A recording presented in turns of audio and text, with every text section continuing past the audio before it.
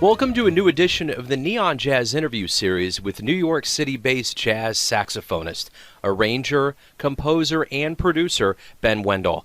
Born in Vancouver, Canada, raised in Los Angeles, and now calling New York his home, he has globe-trotted with acts like Gerald Clayton, Harland, Snoop Dogg, and the artist formerly known as Prince. He has a large amount of irons in the fire these days as a very talented jazz force in the world. He spoke with Neon Jazz about his latest album called Act 2 from a band that he's in called Act, along with much, much more. Please dig it, my friends. Hey, thank you for taking some time to talk with me. I appreciate it. Yeah, no problem. I'm just going to go ahead and dive in here and ask you, it's a simple question, but it's full of a lot of fun. What's been going on lately?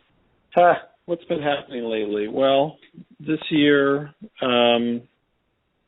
I've been releasing a sort of experimental video art project called The Seasons, which is basically I did 12 video duets with 12 musicians that I really admire. And I've been releasing one a month on YouTube. And guests have included Joshua Redman, Mark Turner, Harland, Taylor Ikesy, Shine Maestro, Luciana Souza, Julian Lodge. So that's been a project I've been doing this year. That was actually inspired by a set of 12 piano pieces that Tchaikovsky wrote in the 1800s. Cool. Where he released 12 pieces over 12 months through a magazine. So this was sort of like an inspired digital update of that idea. Right on. So I've been doing that. I have a band called Knee Body that did a collaborative album with a wonderful electronic musician named Daedalus, and that album is going to come out on the Brain Feeder label, which is the same label that released Kamasi Washington's recent album, and also folks like Flying Lotus and Austin Peralta.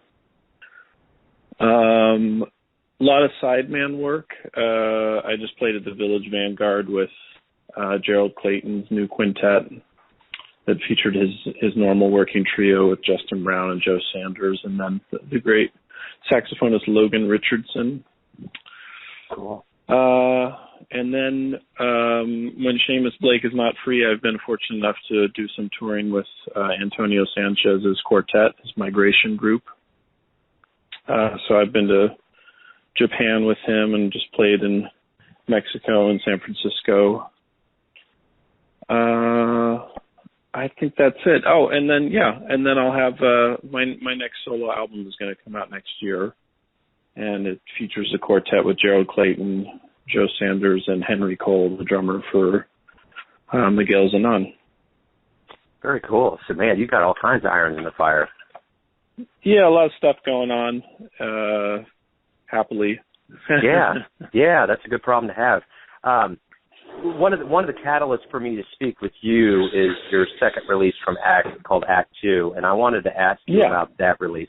That's kind of a, for lack of a better term, kind of a jazz supergroup. Give me kind of an idea of how this band formed, kind of the evolution to your second album, and kind of the overall view of this band.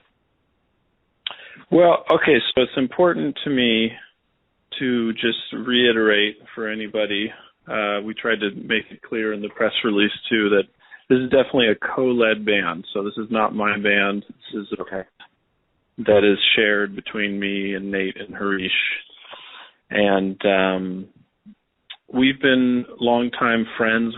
We've known each other back to the days where Nate was going to Cal Arts and Harish was at USC.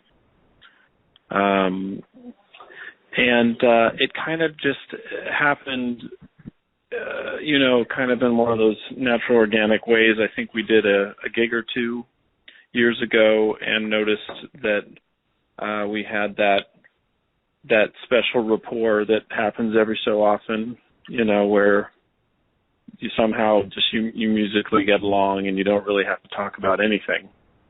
But, it does happen, but it doesn't happen that often.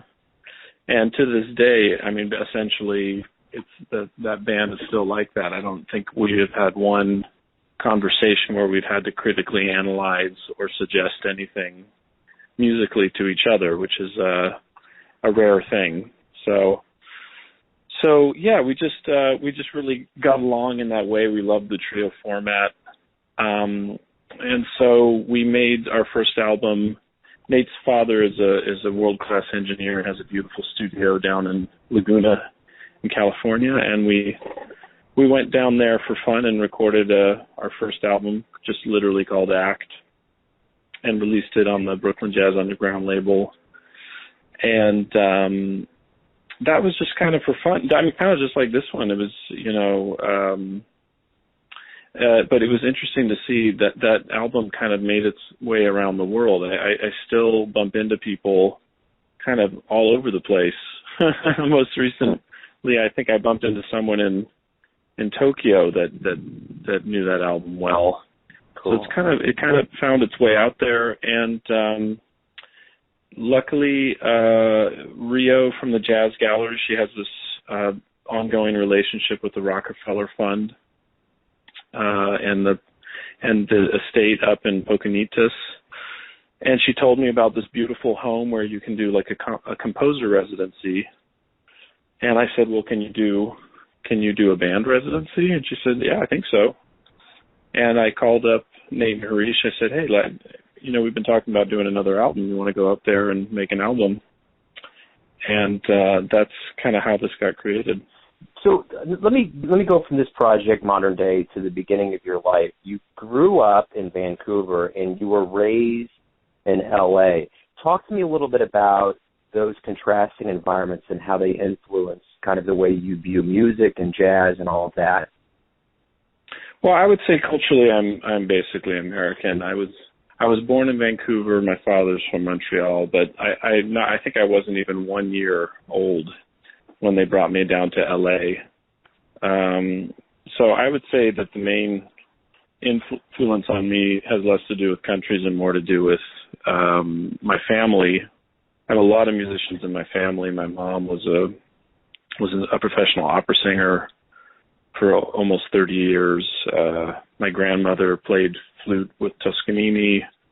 My great aunt went to Juilliard on piano.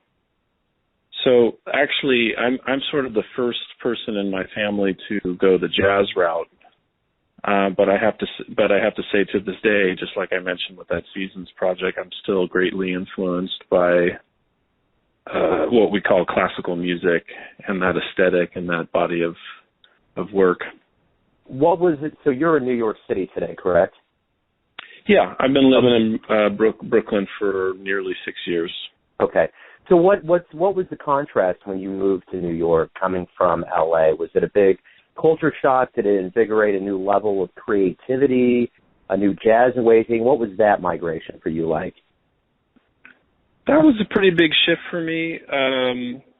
I was very fortunate to already have kind of ongoing work and bands that I was in. When I moved to New York, I was a member of Tigran Hamasyan's group. I was touring regularly with him. I had Kneebody.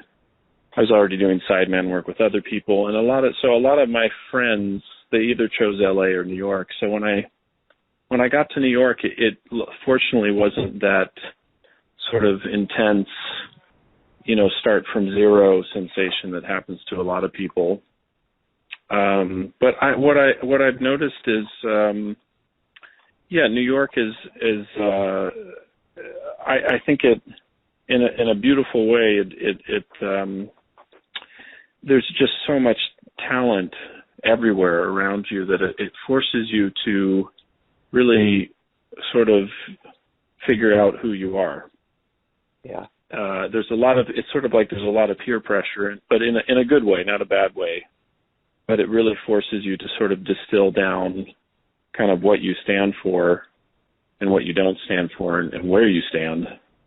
And LA is a little different that way. I think LA has equal amount of talent and creativity, but it's much more spread out. It's a much more isolated process. So it's a really great place if if you're someone who's self-motivated and actually needs space, that doesn't want peer pressure, in fact wants like solitude and a place to kind of develop your own thing, whereas New York's more of that pressure cooker kind of feeling. Yeah. So I don't know, that's the feeling that I felt, but it was so far it's been a very positive, inspiring feeling, which is to enter a vibrant community that for the most part is very supportive of each other. Right on. So when you were a kid, did you always grow up wanting to be a musician, or was there any other aspirations?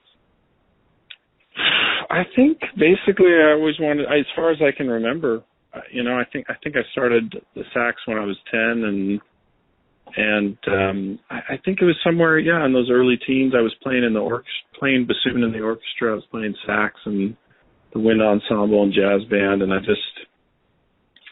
just loved that feeling of being literally in a ocean of people playing music. Yeah. And I just remember thinking, God, this is just like, my 12-year-old brain just thinking, this is crazy. This is amazing. There's not quite anything like this. My mom, God bless her, was very supportive, but also, having been a freelance musician for most of her life, was a little concerned that I didn't understand the lifestyle that I was entering. And she tried to get me to intern at a doctor's office and a lawyer's office and kind of see more of the world. But it was kind of too late. The bug hit. And yeah, I think for most people that somehow miraculously make a living at music, it's a definitely an obsessive obsession. Yeah, right. They don't. Most people they don't question it. They can't imagine doing something else. Well, it's interesting with as many irons as you have in the fire, so to speak. You've gone on international tours with you've been with Prince, Snoop Dogg, Eric Harland, Gerald Clayton. What is it like to get around that kind of high level of, national, international acts, seeing the world? What's that whole experience like? I mean, it's a very unique experience. It's a chance to see the world in a very specific way. You're sort of an ambassador in a sense. You're going out to these different cities and countries not as a tourist, but as sort of an arts visitor. So you're treated a little differently, and you're shown things a little differently than someone just visiting to hang out on the beach. But the feeling I get touring with those kind of musicians is, again, there's a camaraderie. You're part of I don't know how to explain it. You're part of a band of not gypsies, but just people that you go out on the road to see if you can keep pushing yourself and excel even more musically, and you're surrounded by these people that have that same attitude and that same energy and creativity, and it's just very inspiring. Yeah. To see night after night people trying to kind of raise the bar and reach their next level of excellence. Yeah. Yeah. Well, and along with the sax, you're a composer, a producer, and a conductor. And on a composer level, you received the ASCAP Jazz Composer Award, the 2008-2011 Chamber of Music America New Works Grant. So you've had kind of a prolific existence in these different roles of being in music. What is it like to be a composer versus being a performer and a producer? Is there a mindset that you have to kind of enter into in each of those molds, or does it just come to you naturally in music brain world? Well, I think they all, to me, they're all different sides of the same experience, or different viewpoints of the same experience. Composing to me is almost like improvising in slow motion. It's like you slow down the process to the point where you're going to write a song or a solo or a chord progression where you have literally the hours to do it exactly how you hear it versus, you know, playing live in a club and you only get one chance and who knows how much of it you actually got. So the composing thing to me is a very sort of internal kind of it's a time to kind of go away from the world and go into this kind of quiet meditative state where you get lost in writing music. I've noticed that I think this is the case for most people that compose. You as an experience, if you have a week of composing, you actually do kind of feel physically detached from the world. Yeah. And it can take a second. It can take a second to actually come back into it and be social and interact with friends. You feel as though you've kind of lost those skills of communication for a moment because it's such an internal process. So I don't know. That's composing to me is that it really feels a lot like how people describe meditation. Like time passes in a very different way, and the sense of self kind of disappears. And then producing is just that's something that I never initially intended to do, but it kind of came to me. I think it just was sort of I just happened to have a sort of natural set of skills that worked well with that kind of occupation, I guess.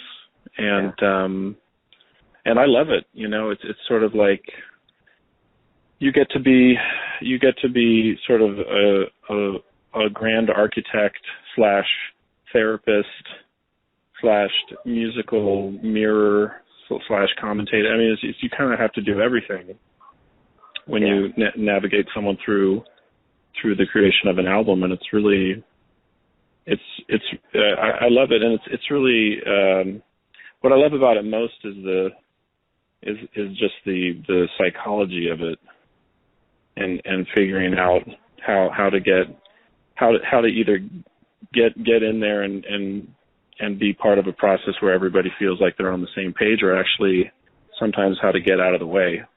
Yeah. Yeah. So yeah, I don't know. Somehow all of those things, they feel interconnected. You know, my experience as a producer tie into how I lead bands, or how I put together a set list, or how I create a body of work, and so on and so forth. Sure.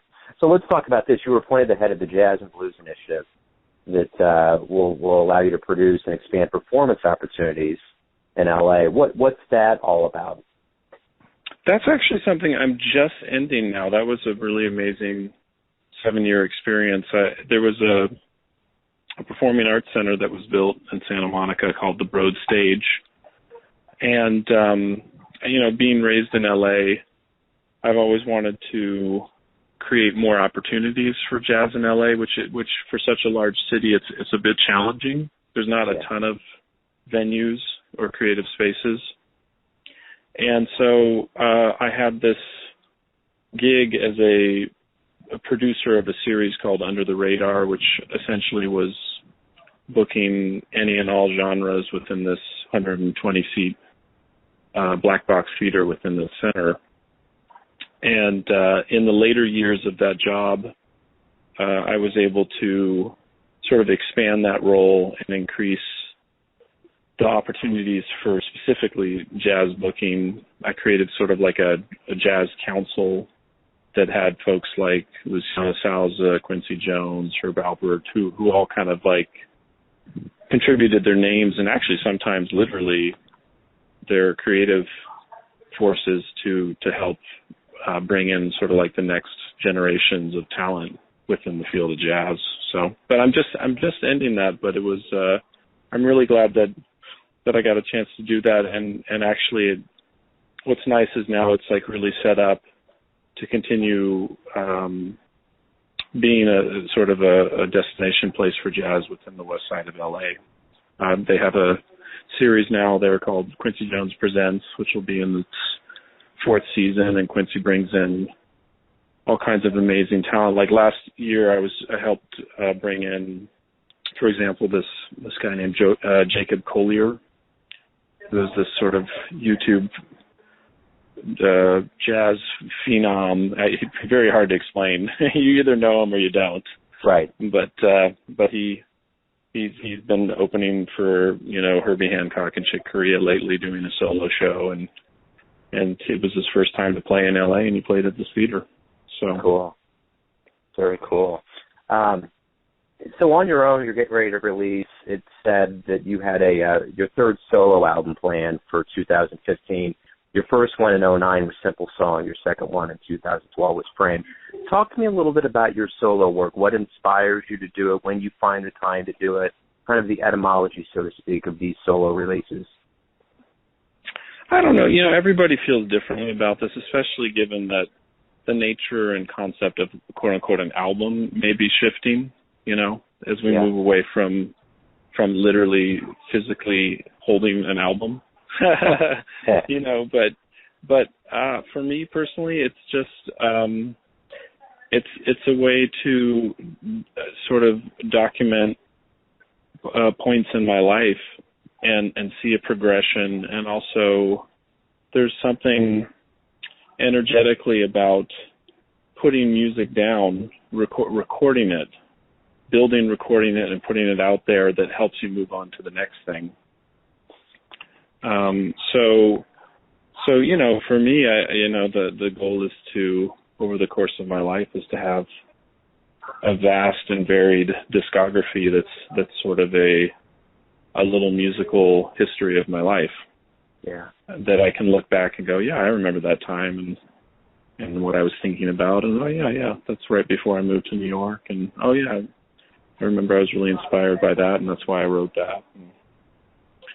So I don't know. That's making albums for me. So this next album, which doesn't have a title yet, lately what's been on my mind a lot, which I think I've mentioned a lot in this conversation, it's just, I don't know, just this idea of community and being inspired by your peers and or your predecessors, being part of this continuum, being on this path that's been created by people before you.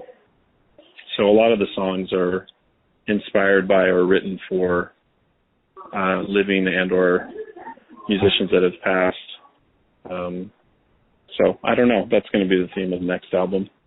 Well, that's a good lead into my next question. Speaking of community and learning, who in your life has taught you the most about music? Well, I would say the person that comes to mind would be Billy Higgins.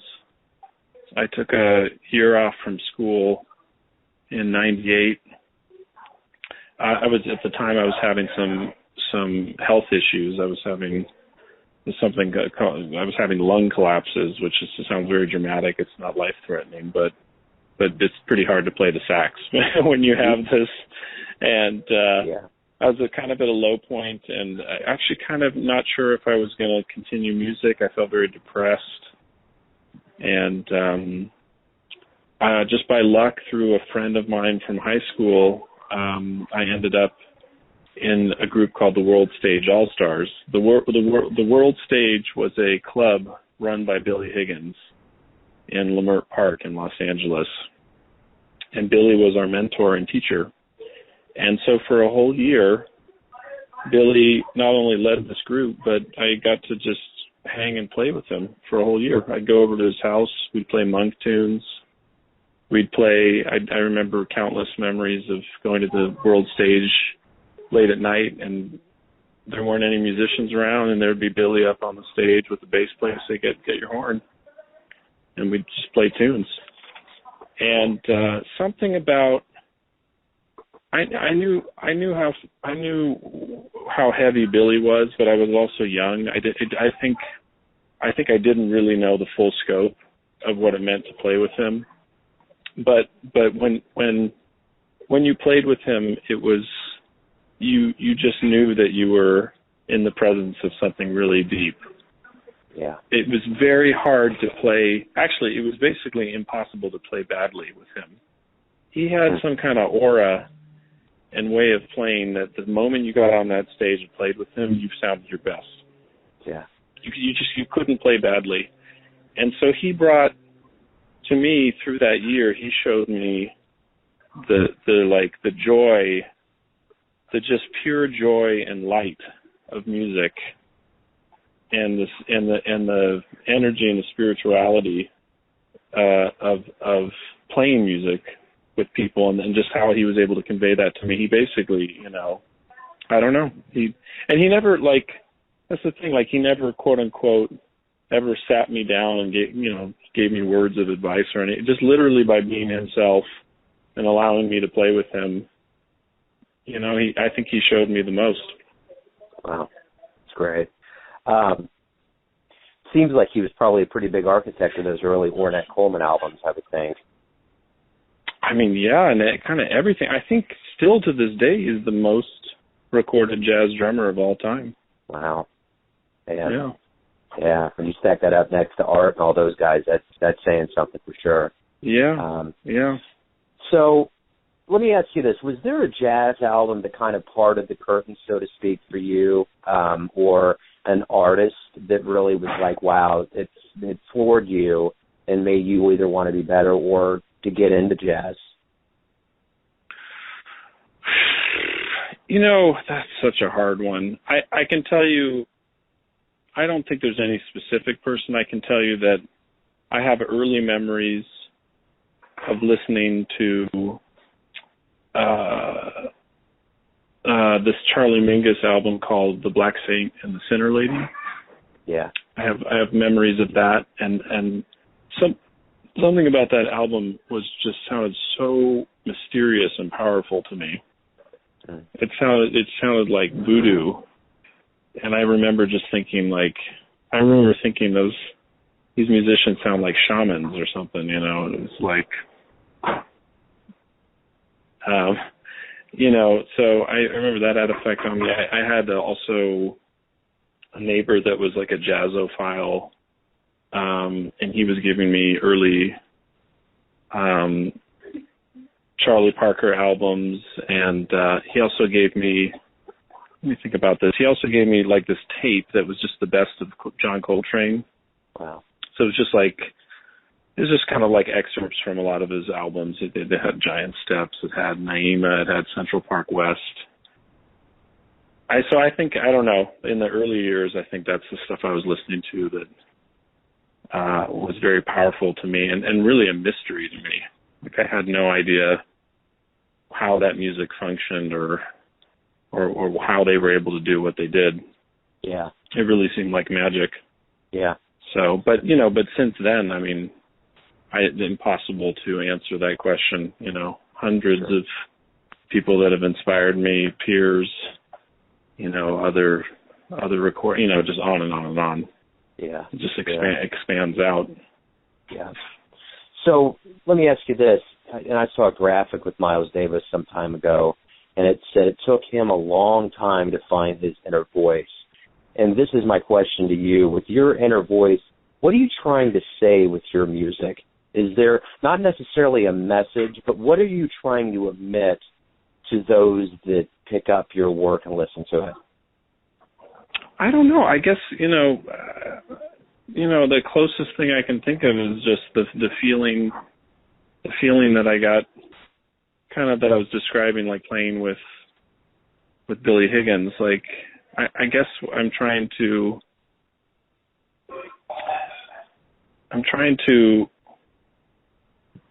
play in a way that creates a feeling.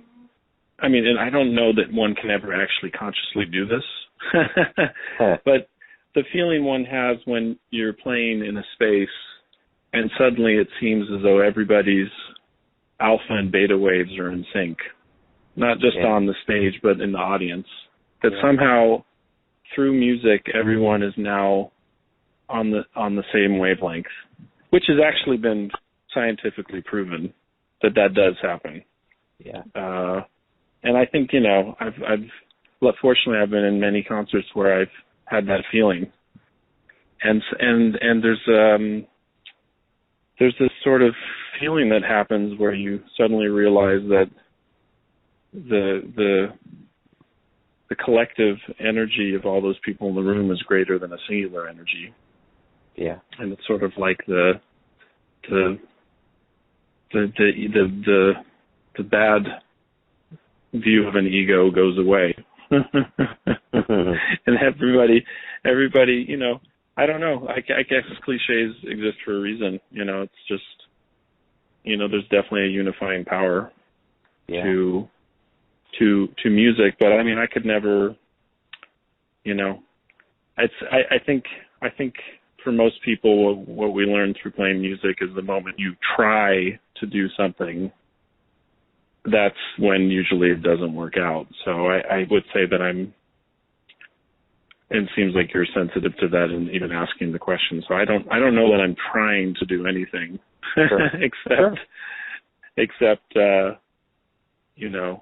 except continue to just expand and grow as a human and hopefully transmit some of that to other people. You know, I've never been on stage as a musician, but I understand what you're talking about with that synergy. And the first show that comes to my head where I felt that whole kinetic vibe in the crowd was I saw Radiohead back in '04 in St. Louis, and that crowd was transfixed in that aura of York and those guys doing it. And it was, I mean, and I was far enough back where I was just watching, and I don't know that I'd ever been, you know, because when you go to big shows like that, you tend to have pockets of things that are going on aside from the show, but everybody was enraptured with what was happening on that stage. And it's very powerful. Yeah, that was kind of the Rockwellian picture that was getting painted in my brain when you were talking about that. So yeah, it's very real. Yeah, totally. So speaking of that nostalgic route of shows and history, if you could go back and see a musician or a specific show in the annals of jazz and you had that jazz DeLorean at your disposal, where would you go? Oh, man, that's tough. I'll mention a few. There's so many. I would have loved to see any live performance by Django Reinhardt. Yeah. I would have loved to see that. I would have loved to be there for the Live at the Village Vanguard recordings that Train did, specifically his version of Chasing the Train, which I don't know how many hundreds of times I've listened to that one track. Mm-hmm. What else? Like early Louis Armstrong or early Duke, before Duke's big bands, like his kind of smaller dectets and stuff, just that era. Yeah. I mean, on and on and on. You know, the Miles Davis Quintet live at the Plug Nickel. Yeah. Any of those, because there's just something about seeing music live and seeing the musicians interact. There's so much more information there that you feel and see that they can kind of like transmute information to you and understanding. Yeah. You know, so I would have loved to see any of those. Oh yeah, those have been great shows. So let me ask you this: what's the greatest thing about waking up every day? Well, that's funny. You know, someone asked me a similar question. It was Josh Jackson from WBGO. Well, he's moved on now, but he said, what does it mean to be a musician? And so for me, what is the greatest thing about waking up every day? Well, just that I'm insanely fortunate and lucky to be able to pursue this path, which is just like, I still can't believe it, and I feel totally grateful. I mean, let alone that within a safe, industrialized country that I'm able to pursue this path, let alone that I have a life where I can pursue this at all. Yeah. You know, to me, I can't believe it. And as a result, it feels like a great and heavy responsibility that would be lucky enough to, be able to pursue this path, that I also need to pursue it as seriously and intensely as I possibly can, because there are so many that literally can't. Yeah. So, I basically, from the moment I wake up till I go to sleep, I'm thinking about music and creativity and getting to know myself and other people better and better through art. Very cool. So let me ask you this. If somebody was to leave one of your shows and they just heard your music and they could go and they could Google you, what music would you want them to listen to further, or how would you describe yourself?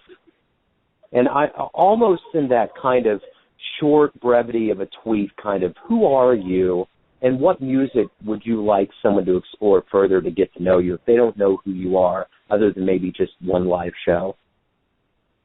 I don't think I could do it. I would say, I guess the most recent thing would be this Seasons project, which I have like a dedicated page on my website where I've even written like little blog entries talking about each piece. And it even has an introduction talking about the concept in general. I think that really speaks to who I am as a musician and how I come from sort of a cross-genre, cross-generational upbringing. I think that's where I would send people. Cool. Very cool. I think that right there is a good way to wrap everything up. Ben, thank you for taking the time out. I appreciate it.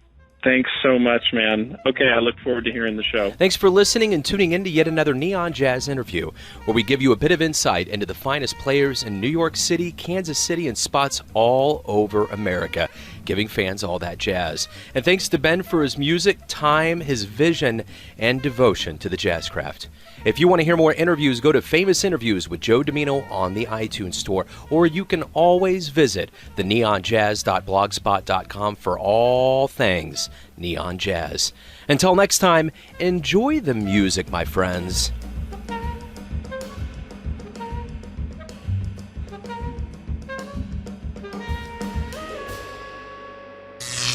Neon Jazz.